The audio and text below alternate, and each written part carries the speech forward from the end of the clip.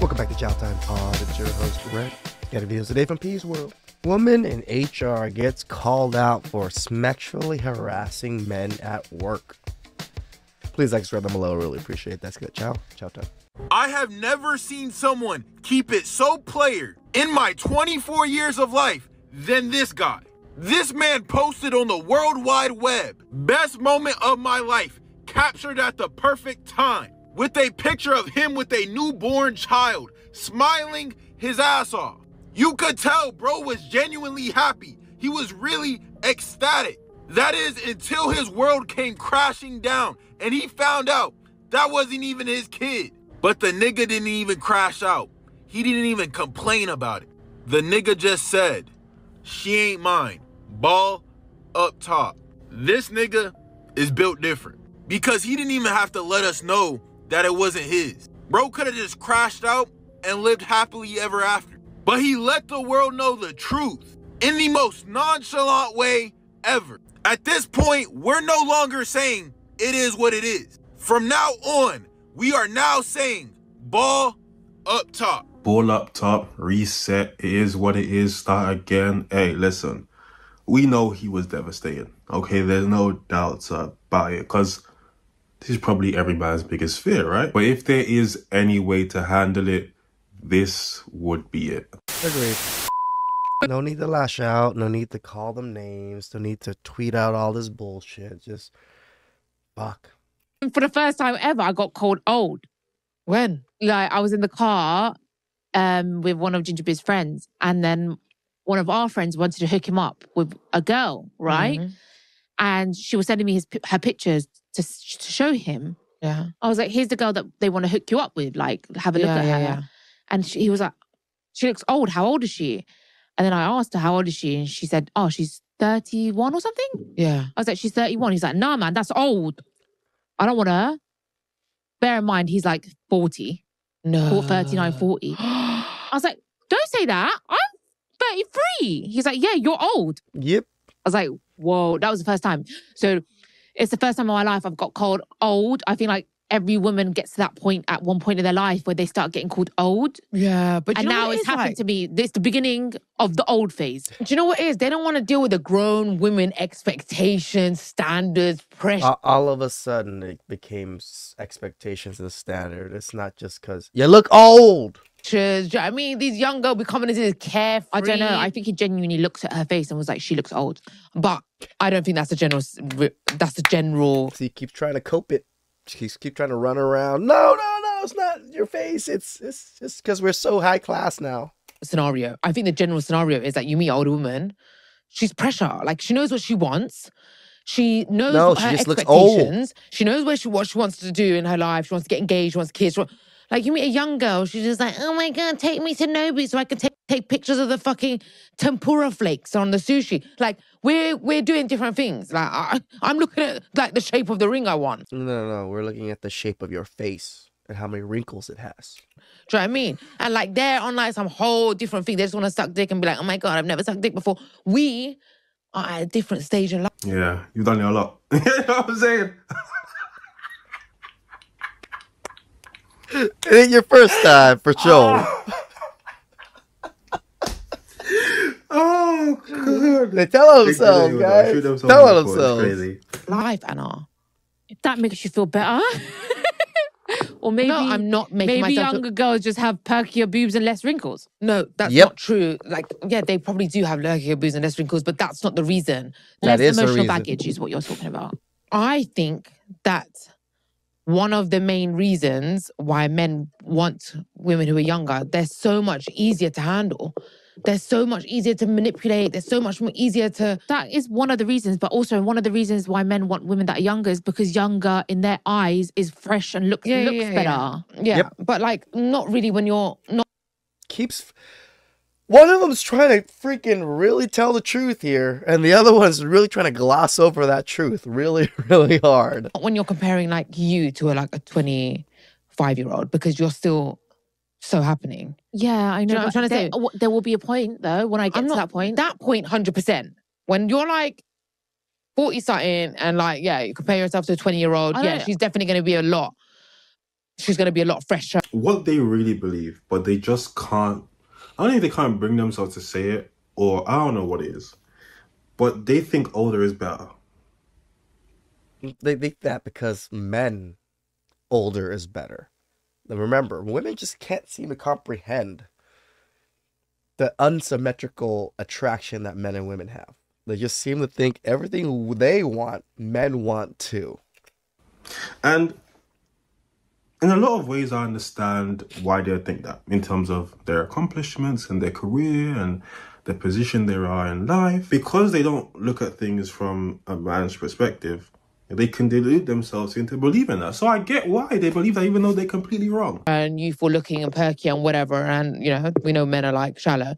But I'm talking about at this stage, if a man is like no to a 31-year-old and he's like more prefers a young woman, it's because I just think they come with a lot less, like you said, emotional baggage. If you want to call it emotional baggage, but we're different to how we were when we were younger. We were So you admit you guys have emotional baggage. You just literally said it. That's a big reason why. so much. We're more switched on. We're way more switched on. Yeah. Like, I'm not even just saying this to you. Like, you actually look way fresher. By the way, I'm not just saying this to you. Like, Bullshit. way more youthful, way hotter than 90% of 20-something-year-olds I've seen. Yeah, Like, I'm sorry, but it's That's they're a because- state, bro. Yeah, that's because a lot of them do drugs. They did It's tragic. Botox at a young age. But also, I think what it is as well, another reason why, like, probably guys like younger girls is because I remember when I was like 22, I was just so full of like, That's exactly what I energy. mean. I don't have the energy. This You this just- episode's all about energy. It's just, I remember myself as well when I was 23. I was just wanting fun. You You want to have fun. You could dry hump for like 4 hours. Yeah, and And had it'd be fun. No expectations. I had no expectations from men. The fact of the matter is this. The blonde lady is correct. It's about emotional baggage, mostly. Because the ladies like these two, who in their 20s, they were having fun and they were dry humping and they were doing all this and they were enjoying their 20s. 45 minutes. That enjoyment builds up a level of baggage and trauma the older you get. And that baggage and that trauma becomes a turnoff for it. So they'd much rather deal with women who don't have that baggage and trauma as of yet. Well, of course, looks do come into play, but it isn't all about looks. It isn't. A male worker is tired of women from HR, constantly touching him and complimenting his strong arm, but he's afraid to complain. Of course, men aren't subject to near the level of objectification that women are, but it does happen, and when it does, it's often laughed off as harmless flirting or even considered complimentary. Kind of a problematic double standard. You know how many times my junk has been, like, brushed on as people are passing me? And, I don't have a big junk, guys. So for people to be brushing on it, they're trying.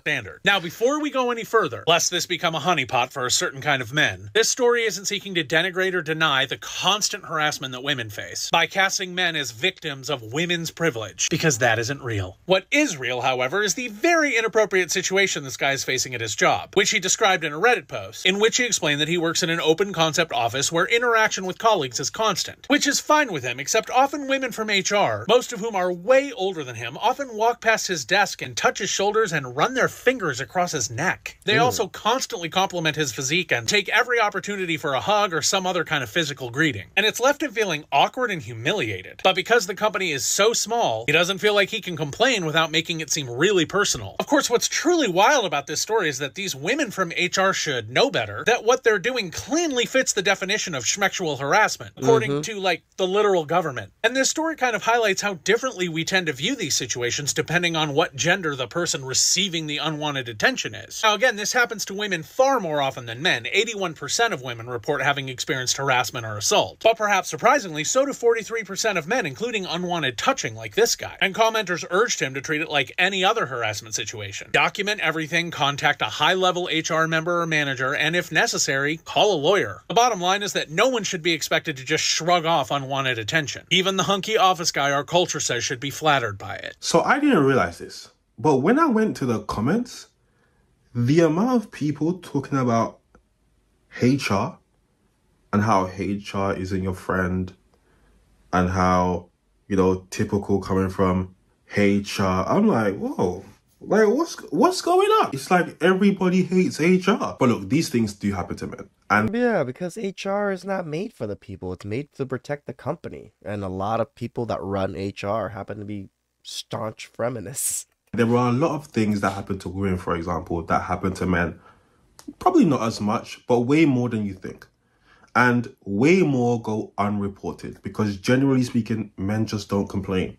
Men just don't.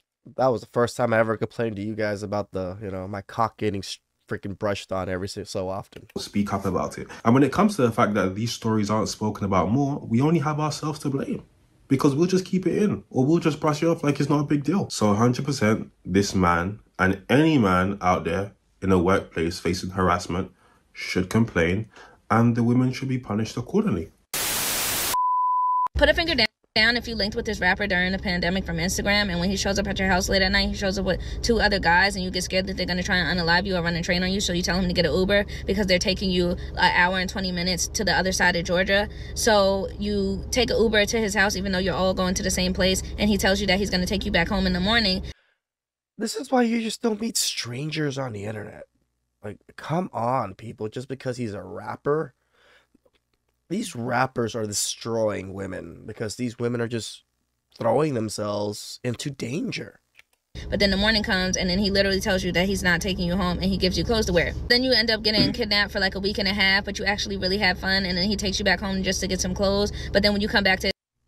Girl, did you really get kidnapped or did you have fun? It's hard to fucking follow your story if you're fucking contradicting yourself like that. It's goddamn it. His house, the world really shuts down. The only thing that's open is Walmart. So you guys end up stocking up on a whole bunch of food, and then you end up cooking all of his brother's food, and months go by of you just basically living at this person's house. You end up falling in love with him and you're real down bad, and then he drops you off home for the last time, and then he ghosts you only for you to find out that he had a girlfriend the whole time that lived in LA and she was on lockdown, so he just needed somebody to cook for him and give him some coochie.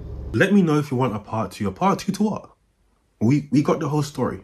Okay, you was a little bit of a groupie. Okay, you met a rapper, went over to his place, got bust out. He said he was going to drop you home, but he didn't. That's a red flag. He reneged on a promise. That should be you not speaking to him again. But of course, he's a rapper. He's probably living nice, luxurious, let's be honest. So you stayed, got piped down a couple more times, and then he dipped. That's what rappers do. You know this. We know this. We all listen to rap music. They their songs. Now you're confused. He kidnapped me. You see, he kidnapped me for a couple of days. Yeah. Did he hold you against your will? Could exactly. You not just got you back yourself? Let's be so serious. A lot of these situations that these women be finding themselves in, they're so preventable. And the whole kidnap part, I was just like, really? But you had a good time? How is that kidnap? Because you're not held against your will at that point if you're having a good time. Women just... Sometimes I get that bad things do happen to them.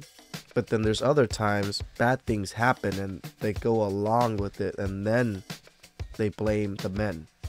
But you went along with it in the first. You could have just stopped it right then and there. But because they're rappers and got clout and money, please subscribe down below. I really appreciate that. Ciao.